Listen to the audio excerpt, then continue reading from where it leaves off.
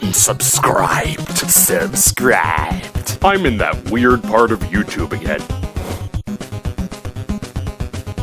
Jaden, you already talked about dumb things you're nervous about. Why are you— Oh, you think I'm done? I'm just getting started. Yeah, no, I'm not done. There's more, sadly. If you're semi-new here or just haven't watched the first video I made about things I'm freaked out about, you don't need to watch them in order. Don't worry about it. It's not like you have to study up to watch these things. I'm not gonna pop out halfway through like, pop quiz! In the first Irrational Fears video, which video game from my childhood did I finally beat after like 15 years? Answer incorrectly and you have to restart your computer. That's the punishment for not being up to date on every single one of my videos. But it would be cool if you went and watched it afterwards or something. Whatever you want, it doesn't really matter. It's fine, I don't really care. This is how you play hard to get, right? Let's just jump right into it. Things that freak me out / generally make me a bit nervous, part 2. Action so furious, exploding with excitement, pounding with power. The electricity doesn't have to die on the field. You can take it home with starting lineup. Barry Sanders, Bukowski, Craig, Reggie White, Jim Kelly, Herschel, all of this year's sizzling NFL stars. Each sold separately. Starting lineup. Collect the excitement. Hey! At my house, I get to eat all sort of neat stuff. Like what? Like eggs. Sometimes my mom makes French toast. Ooh la la! Or scrambled eggs in the microwave.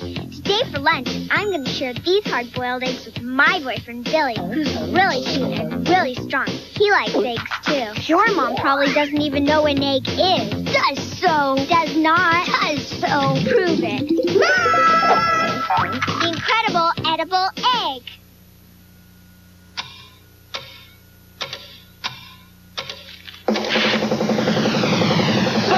Fun in the sun, you don't have to go far. Just open a bag, and there you are. Snailbooks, palm trees, starfish too. A bunch of groovy fruit snacks for you to choose. Surf's up. With Surf's Up fruit snacks, the party's in the bag. Surf's up. You gotta win it in the fire. You gotta win it in the fire. You gotta win it in the fire. The action gets incredibly hot, and you've got to win it in the crossfire. 2. Interacting with people. I feel like a lot of you can probably relate. I actually got curious to know the ratio of introverted to extroverted people, and apparently around 50 to 74% of the population is extroverted. Now that's a big estimation gap, but I thought that was kinda interesting because the majority of the comment sections on my videos are full of introverts. Looking at the bigger picture here, it kinda makes sense though, because all the extroverts are probably just out being with people in the real world. Like extroverts. Well anyway, as a fellow introvert, I avoid interacting with people as much as I possibly can. If there's an option for me to just not talk to people, I'm down. I'm talking about strangers and people I don't really know, by the way. Don't get this picture in your head that I just want to live on the floor of my room by myself in the dark with no friends. You probably weren't thinking that.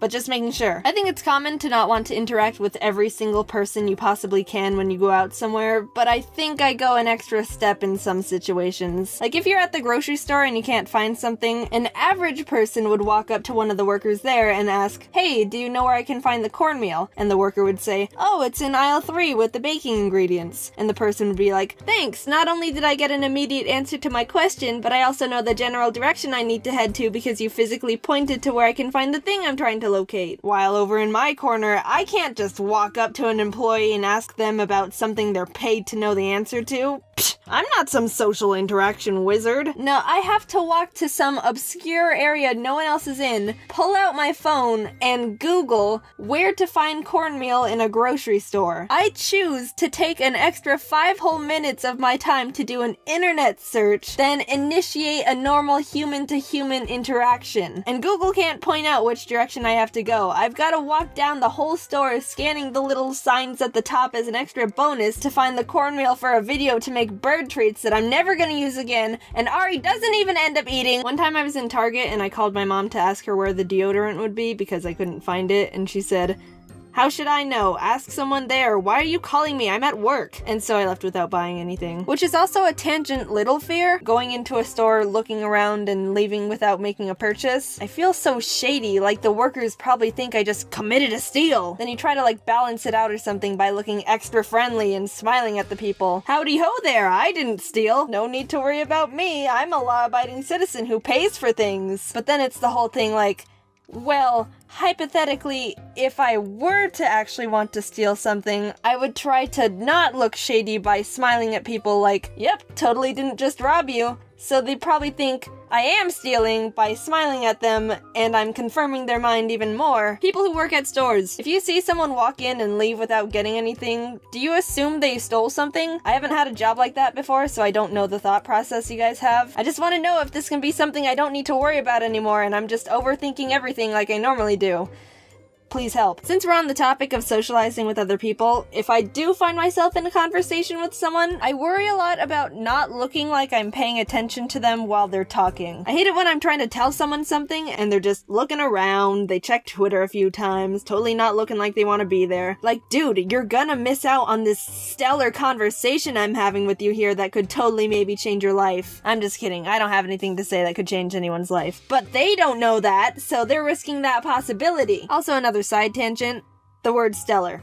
It's a good word. Why don't people use it more? I vote everyone says stellar more often. Stellar is stellar. That was a public announcement. It's the new Cobra Hammerhead. It's 6 vehicles in one with sleds, attack submarines, and flight pods with missiles that really fire.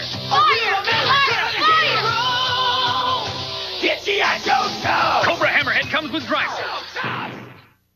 Hi, I'm Mike, and this is my art tip of the week. Hunching over your art can do a real number on your back, so remember to get up every once in a while and stretch.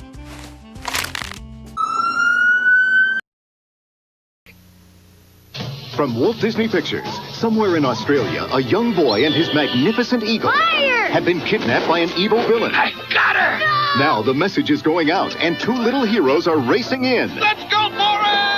In the most breathtaking rescue mission ever. We'll never make it. It's a story filled with fun, adventure, and wonderful Disney characters. Way to go, Mike. Only in theaters, it's Walt Disney Pictures' all-new The Rescuers Down Under, rated G. Starts Friday, November 16th at a theater near you. I don't want to grow up, don't want to grow up. I don't want to grow up, don't want to grow up. I don't want to grow up. I'm a Toys R Us kid. There's million toys at Toys R Us that I can play with. From bikes to trains to video games, it's the biggest toy store there is.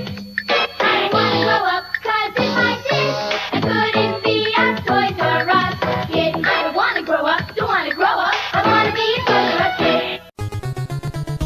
So that's 2 things on your to-do list now. Go watch my Irrational Fears Part 1 video and say stellar more.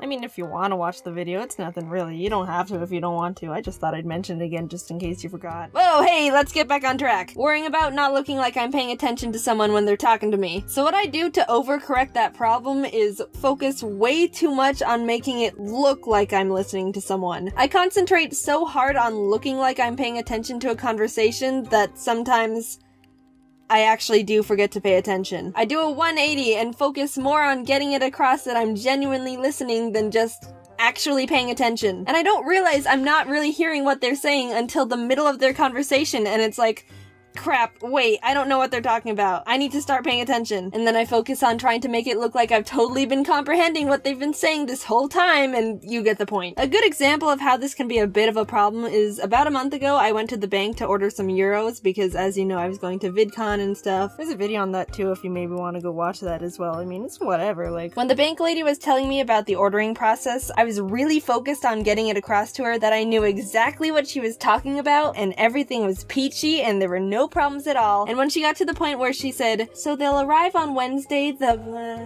is that okay? She basically told me when I can pick them up. And without thinking about what day it was or what she actually just said, I went, yep, that's fine, finished the order, and left. It wasn't until a couple hours later I was at my desk doing some work and it dawned on me, wait, I'm leaving on Tuesday of next week. Did she say this Wednesday or the Wednesday after I leave the country? I'll take my chances. It was the Wednesday before I left. It was fine. But in hindsight, that could have been really bad. And I was too nervous about going back and asking the lady about the order information because that would be extra interaction with another human, and I just told you about how that makes me anxious. I'm gonna screw myself over someday by being like this. I know it. I'll make a video about it, don't worry. Last one for now. So far I'd say I've talked about pretty general things that other shy, anxious people might relate to. But this one's out there. The live-action version of the movie Pinocchio. There might be a few of you out there like, oh yeah, when I saw that movie as a kiddo, I thought it was a bit freaky too. No, that's not why it freaks me out. I saw it for the first time as a kid, and I don't recall a single thing about what it's really like or what happened in it, but I just know that that night, I had one of the scariest nightmares of my childhood life. Like the type of nightmare you never forget, and you just wake up in a pool of your own sweat like, geez, what in the... how did my brain even conjure up something that horrible freaky? The heck? Where did that come from? And at first, I didn't think anything of it. Just a nightmare. They happen. Nothing out of the ordinary. But like a year or something later, I watched the live-action Pinocchio movie a second time, and I got the exact same nightmare. Yep, these two occurrences are connected. I'm never watching Pinocchio ever again. And I didn't. That's the only movie I refuse to watch as of this point right now. Maybe sometime in the future I'll be brave enough to try and give it another chance, but no man, I'm good for now. Why did the bike fall over? Oh my god. Oh, no, come on. Get out of here. Because it was too tired.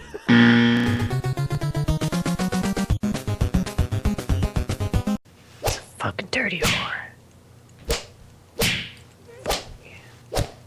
Kyle, what are you doing?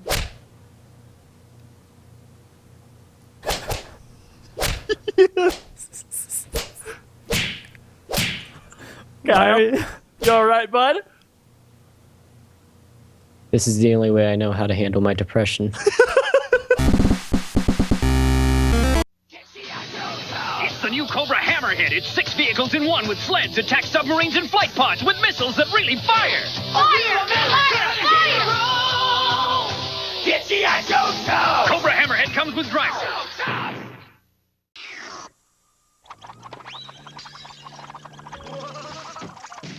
New scribblers, crayon-shaped pops. Guess who?